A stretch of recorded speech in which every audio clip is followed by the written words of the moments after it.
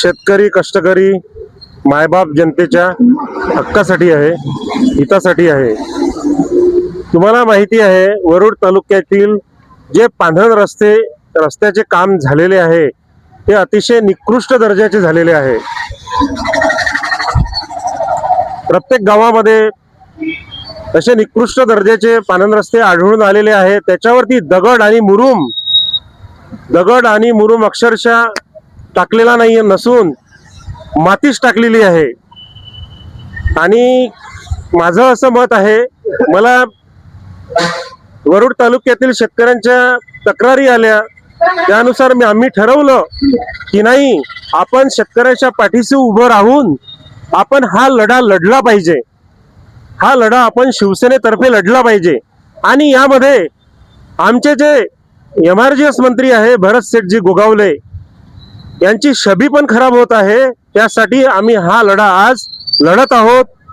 आणि याच्यामध्ये कार्यक्रम अधिकारी हा सर्व असतो। कार्यक्रम अधिकारी आणि माल पुरवठादार हा ठेकेदार असतो। आणि यांच्या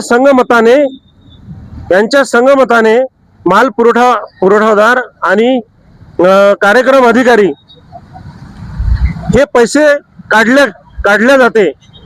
आमची एकच मागणी आहे, माझी एकच मागणी आहे की त्या वरुड तालुक्यामध्ये उत्कृष्ट दर्जाचे हे काम हे व्हायला पाहिजे।